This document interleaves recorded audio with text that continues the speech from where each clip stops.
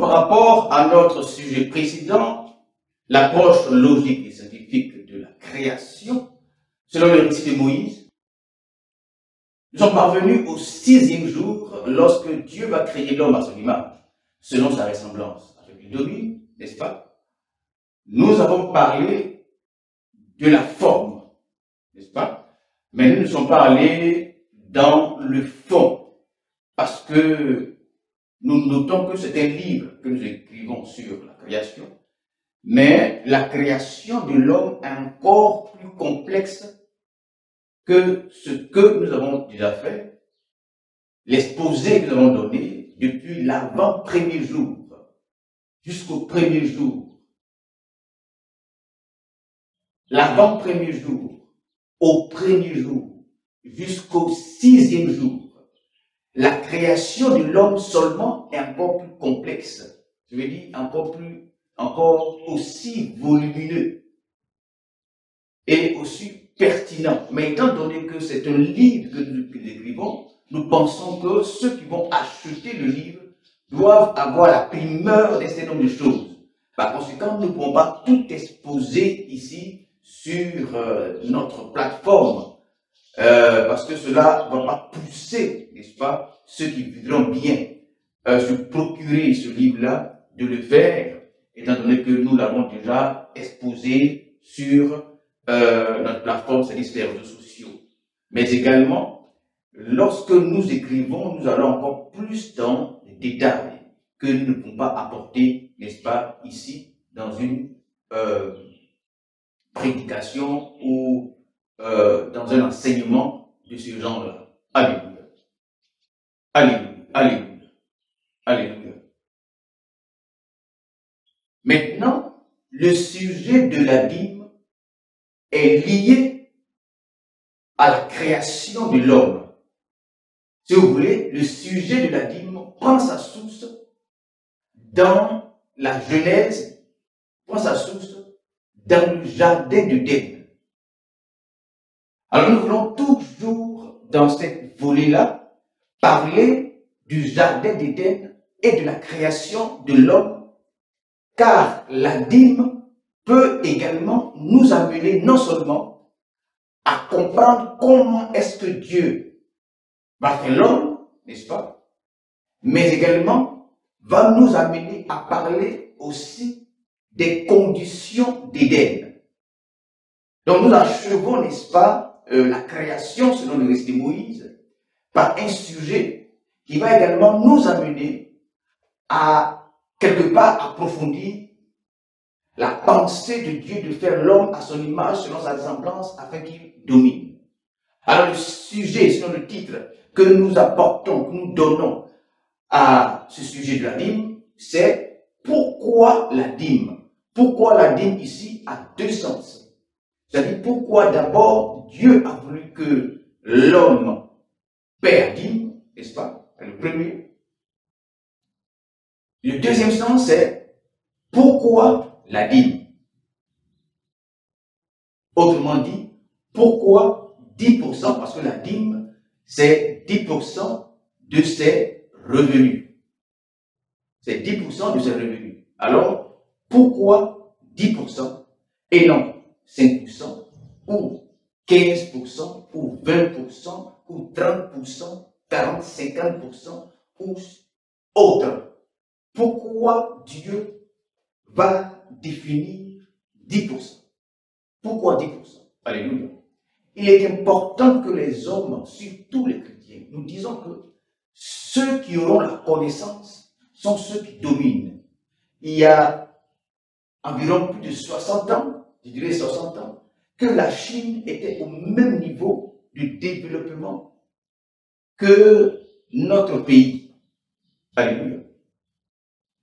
Mais aujourd'hui, la Chine rivalise avec les États-Unis d'Amérique. Pourquoi?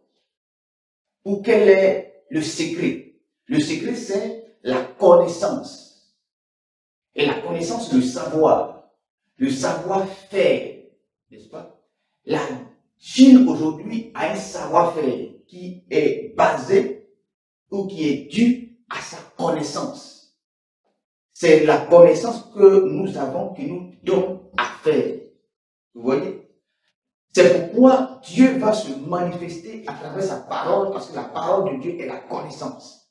Et si nous avons la connaissance de Dieu, la connaissance de Dieu nous amène à pouvoir et savoir-faire. Alléluia. Nous avons dit un mot sur la connaissance de Dieu. La connaissance de Dieu, c'est la connaissance. La connaissance de Dieu, c'est la vraie connaissance qu'on apprend à l'université. Ou je dirais, je vais parler de la même nature. La connaissance de Dieu, ce n'est pas la connaissance d'un homme. Mais Dieu lui-même, il est notre connaissance, n'est-ce pas? Et il est la connaissance. Jésus est Dieu parce que Jésus est l'entièreté de la parole de Dieu, donc la connaissance et la sagesse de Dieu. Or, c'est la connaissance qui fait l'homme. Si vous prenez le plus grand intellectuel du monde, il sera, n'est-ce pas, élevé à sa dimension à cause de la connaissance qu'il a. Alléluia. Quand vous prenez les hommes les plus riches du monde, Elon Musk, ou bien celui de Facebook, etc., ils ont des connaissances, n'est-ce pas? Quand vous prenez la structure de Elon Musk, il a recruté des savants. Et ce sont ces savants-là qui font aujourd'hui l'exploit qu'il fait dans son entreprise, dans son travail. Donc c'est basé sur une connaissance. Or, Dieu, n'est-ce pas, va se révéler à travers sa connaissance. La Bible dit que Dieu qui a créé toutes choses, depuis les atomes jusqu'aux choses les plus grandes, les astres, etc., il a fait de par sa parole, et rien de ce qui a été fait sans sa parole, c'est-à-dire que sa parole est la connaissance, c'est par la connaissance de Dieu que Dieu suspend les astres, c'est par sa connaissance de Dieu, c'est par sa connaissance qu'il fait toutes choses. Donc la parole de Dieu, logiquement, c'est la connaissance de Dieu. Pour dire que quand on a la parole de Dieu, on a la connaissance. La connaissance universitaire, moi par exemple, à l'école classique, je vous ai dit, je n'ai pas peur de le dire, les blancs, sinon l'école, votre école, lorsqu'ils m'ont enseigné, à lire et écrire. Parce que j'avais seulement le niveau, n'est-ce pas, CM2, primaire.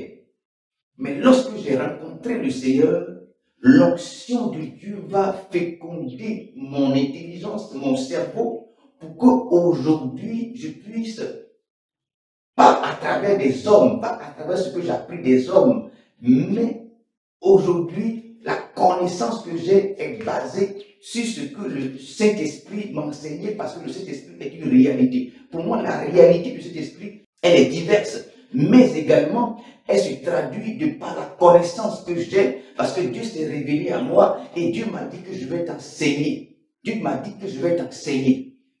Vous voyez, Dieu m'a dit, n'aie pas peur, c'est vrai que je t'ai appelé, tu n'as pas de connaissance, mais moi-même je vais t'enseigner, et aujourd'hui, ce que je dis fait partie des résultats de ce que Dieu m'a dit, n'est-ce pas? Et ces sujets-là, je ne les présente pas forcément à travers la foi, mais je les présente à travers la connaissance. Et je travaille surtout à l'université avec des sachants. Et quand nous sommes à l'université avec les étudiants, j'ai commencé avec les étudiants, mais les étudiants n'arrivaient pas à me comprendre. Alors aujourd'hui, je travaille avec des professeurs, n'est-ce pas? Mais là-bas, on ne parle pas en fait d'église, on ne parle pas de la foi, on parle de la connaissance. Alléluia.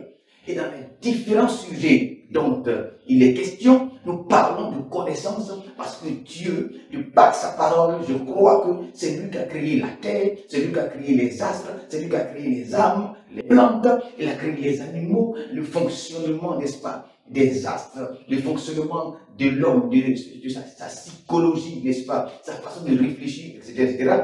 C'est Dieu a créé ces choses-là. À travers, n'est-ce pas, la Genèse, c'est-à-dire à travers le jardin d'Éden, Dieu nous montre comment est-ce qu'il a voulu que l'homme fonctionne. Vous voyez? Et c'est Dieu qui a créé ces choses-là.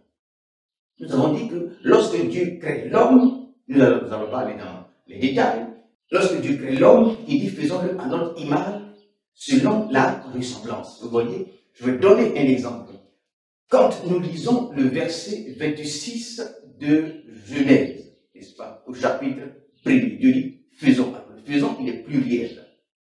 Parce qu'il faut savoir, c'est à comprendre, le pluriel c'est combien? 2, 3, 4, 5, 6, n'est-ce pas? Alors la Bible va... Alors, les hommes vont commencer à réfléchir et à réaliser, à comprendre qu'ils sont trois, n'est-ce pas?